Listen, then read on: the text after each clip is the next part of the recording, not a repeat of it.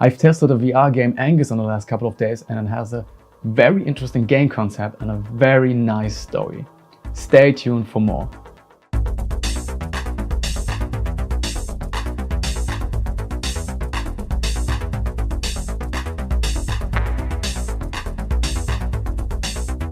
Hey there, I'm Sebastian. Welcome to the Cyber Casual YouTube channel where you get insider knowledge of cross-reality and artificial intelligence. Welcome back to all returning visitors and subscribers, and bonsoir to all the new ones here at the Cyber Casual channel. In the last couple of days, I had a lot of fun with the VR game Angest, which is now available for the Oculus Go, which was originally built for the Gear VR from the Black River Studios.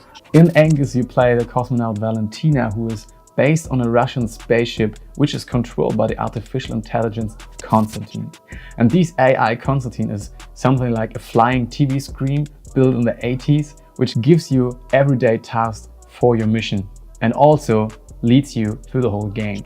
But over time you lose control over your brain and some strange things happen on that spaceship, and I don't want to be superficial on this point, but I give you some hints about the gameplay, the content, the game design, everything like that, and give you a little push so you can try the game by yourself because it's pretty cool. The concept of this game is great.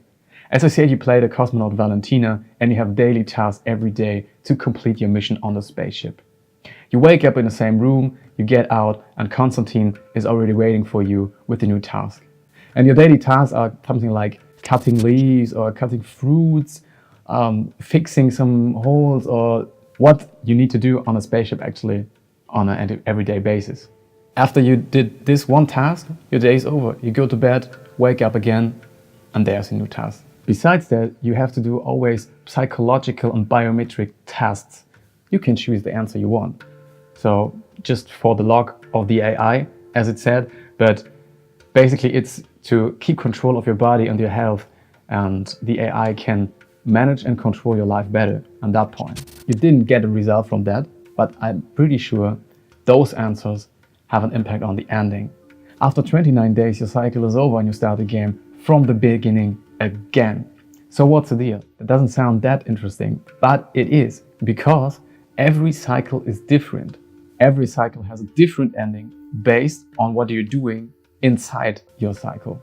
I've done 2 cycles until now, and the second one has a different ending than the first one had, which was really cool, because I think that my actions, what I did in the first cycle, had an impact on the second one.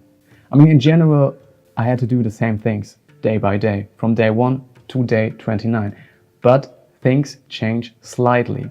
Also, there are some Easter eggs which I can grab and collect, and I think those have an influence of the game's ending as well. And I'm very curious how many cycles you can play until the game is over, if there is an ending. And until now I haven't found anything on the internet, stuff like that, but I will find out and I will let you know. The game was originally built for the Gear VR and was now transferred to the Oculus Go. And because of that, you get those breadcrumb interactions which let you walk from one point to another point. This makes the whole game easy to use and easy to walk, and you cannot do that much wrong. But on the other hand, you don't have that much freedom. You cannot choose where to go. I mean, you can choose where to go, but you cannot choose exactly where to go, and you don't have that much manipulation on your environment. But what is a cool upgrade for the Gear VR version is that you can use the controller of the Oculus Go as your main interaction. You can click around, you can click on things by using the controller, and it's not depending on your field of view. But also you don't have snap turns, which could be easily adapted with a Gear VR controller. So without that, you have a manually view, you have a manually turn. You can manually turn around. Some people like those snap turns, other people don't like it. I mean, there are advantages and disadvantages, but this game didn't have the snap turns. The gameplay of Angest reminds me of those old click and run adventure games which I really like and really love. Also, you can interact with most of the objects, but I mean, you can obviously only interact with the important ones.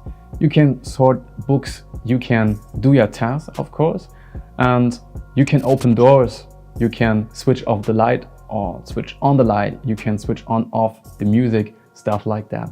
But as I said, only the important objects are usable or do have an interaction on it. My first thought on the game design was like, okay, what is this? This looks like the 80s. But then I start to realize that it's part of the game and that it's the atmosphere, and I really start to loving it because it looks like a 70s spaceship inside there, and you always have the feeling that you are on a Russian spaceship because the Russian signs, things look like in the 70s and which they probably look like in the UdSSR. I mean, I wasn't born even when the UdSSR was still there, but that was how it looks like on pictures and videos and stuff like that, which I have seen in school. So the whole atmosphere is very on point, very cool. You also get old Russian style music, which is combined by 70s American rock music, by the way, which is pretty interesting why they chose those. You can choose, do you want the Russian music in your room or do you want American music in your room? Depends on you. Maybe this has an impact on the ending as well. We'll find that out. Altogether, the game design fits perfect into the atmosphere of this game. Even Konstantin looks like a 70s TV screen which is flying around. I wrote down the pros and cons from my side to this game, and let me read. First, the cons. Things which I didn't like that much and which you probably wouldn't like as well. But you know, everyone is different. But let me read out. You have less decisions because of the interaction with the breadcrumb stuff and like that. You have less interaction because not every object is usable. You have less tasks. You don't have that much tasks. I mean, you have one task every day and after 29 days it's over. And also the days are very fast over, obviously. And at the beginning this maybe bores you. On my side, it bores me a little bit when I first recognized, okay, 29 days, it's over. Every day is like the same. I woke up, I do one task, I go to bed. I woke up, I do one task, go to bed.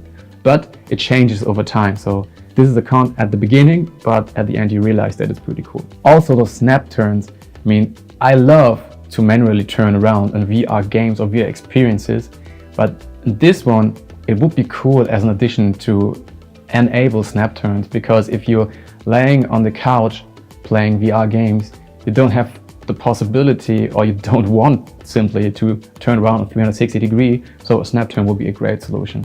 But there are also very good things of this game, which I will mention now, the pros of Angest. First of all, the game design.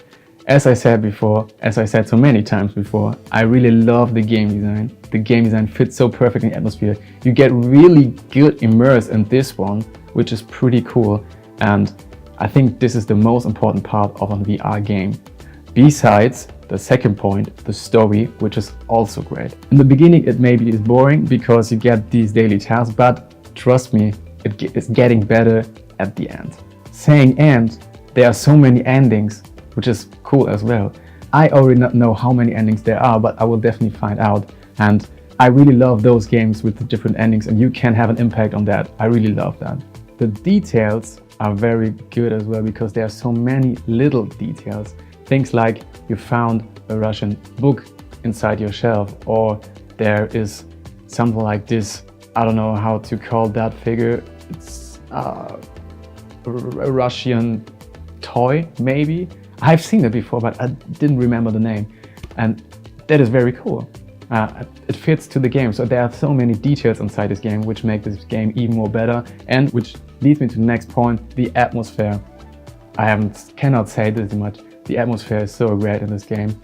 They really get that to the point, which leads me also to the last point of all. You are fully immersed in this game. Really, you are fully immersed, because the atmosphere, the story, game design, everything, every little detail leads to that point that you get the full immersion in this game. So the conclusion of this game, and for me it's a mixture of Stranger Things and the Maniac series from Netflix as well, from the atmosphere and also from the story inside. Over time you didn't realize what is real and what is not, and what is happening now. Are you dreaming? Are you awake? And are you dead even, or are you alive?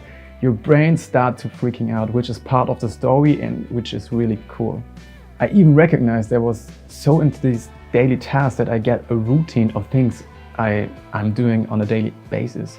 There's a part in the game, I don't know which day it is, but where Constantine is silent the whole day, who is not speaking with you, but you automatically knew what to do and you go to the lab because you know you have to do your task before you start your day. And then you go to the treatment and stuff like that. You get this routine and also which leads to the immersion atmosphere stuff I cannot OX at this point. So also the losing of your mind is very good realized because at one day you sort the books inside of your room. Then you go to bed, you wake up and the books are untied again. You go to bed, you wake up and your whole room is a mess. It's untidy everywhere. Obviously Valentina is painting pictures while she is sleeping, but some days you woke up and there's a new picture or the whole picture is broken. Also the psychological tests are getting more confusing on an everyday basis. At the beginning there were answers you can shoot which are like, okay, this is spooky, crazy, I don't know, I just clicked that one. But which is part of the story as well. Also some days are getting skipped, or in some psychological tests some letters are just gone and you cannot read the word. I mean, you can realize which word it possibly would be, but there are some letters missing. And all these little details leading to that you as a player are getting confused as well. And you really get those confusion in your brain. Don't be afraid of it's too scary maybe. I've read that on forums. People are, oh, is this too scaring for me? I don't like horror stuff and things. Okay, it is scary, but it's on a psychological base scary. You will not have that jump scares. Also watch out for the Easter eggs inside this game. I've already collected 3 of them and I'm looking for more of them because I'm sure that they have an impact on the story. But this is a cool feature. I like this a lot in every game. After time, and also when you come back to the main menu, by the way, you realize, okay, these are my collection of Easter eggs. And there are probably more of it. Altogether, I can highly recommend you playing this VR game Angest very much. It's pretty cool. I like it a lot. And I like these psycho movies, you know, I like adventure games, and this is a perfect mixture of it. Also, if you're into good story or good game concept, this is possibly a game for you. At the end of this video, I have a question to you guys. Is there anyone watching this video who can speak Russian or who can read the Russian signs? Because I do really want to know more about this game and more about the whole thing, but I cannot read Russian at all and I cannot speak even Russian at all. Maybe one of you guys can speak Russian and can help me out and we can have a chat and we can discuss what is actually written down there, because over time there are even some hidden text messages on signs, but they are in Russian as well. And I really want to get to know that. As you can see, there's so much to discover inside this game, which I even haven't discovered yet by myself, that I need to have to make a second video, right? I need to make an update about that. When I have played all cycles, when I knew all Easter eggs, and subscribe to the channel, activate the bell, so you will get informed when the video will be released. I don't know when, but it will definitely be within the next weeks. My name is Sebastian. This is the Cyber Casual YouTube channel. See you soon. Bye bye. Tschüss.